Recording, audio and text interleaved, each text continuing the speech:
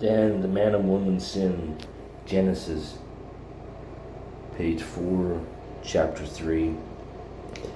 The man and woman sinned.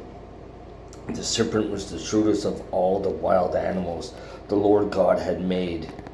One day he asked the woman, "Did God really say you must not eat the fruit from any of the trees in the garden?"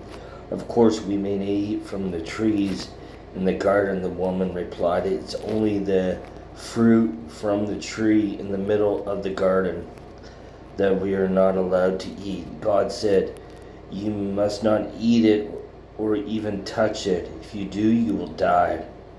"You won't die," the serpent replied to the woman. "God knows that your eyes will be opened, and as soon as you eat it, and you will be like God, knowing both good and evil."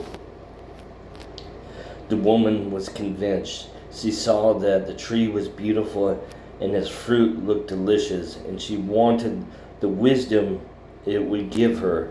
So she took some of the fruit and ate it. Then she gave some to her husband, who was with her, and he ate it too. At that moment, their eyes were opened, and they suddenly felt shame at their nakedness.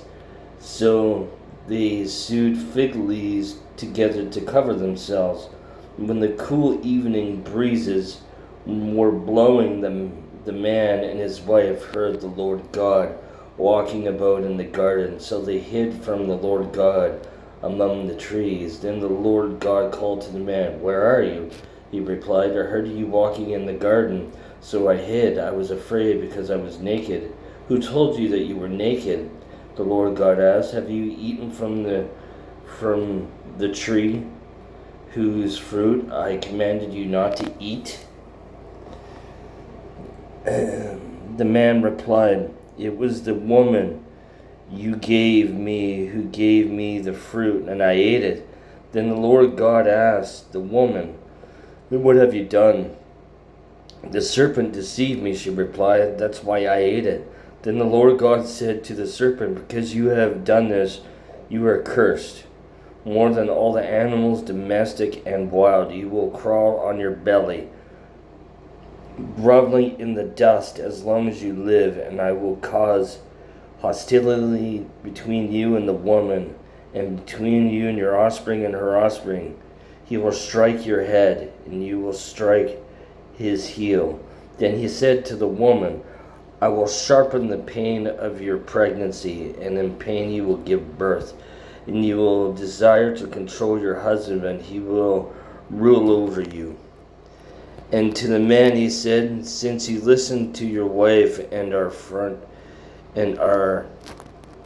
from the tree whose fruit I commanded you not to eat, the ground is cursed because of you. All your life you will struggle to scratch a living from it. It will grow thorns and thistle for you, though you will eat of its grains by the sweat of your brow, and you will have food to eat until you return to the ground from which you were made. For you were made from dust, and dust you will return." Paradise Lost, God's Judgment. Then the man Adam named his wife Eve, because she would be the mother of all who live. And the Lord God made clothing from animal skins for Adam and his wife. Then the Lord God said, "Look, the human beings have become like us, knowing both good and evil. What if they reach out, take fruit from the tree of life and eat it? Then they will live forever." So the Lord God banished them from the Garden of Eden, and he sent Adam out to cultivate the ground from which he had been made. After sending them out, the Lord God stationed mighty cherubim to the east of the Garden of Eden. He placed a flaming sword that flashed back and forth to guard the way to the tree of life.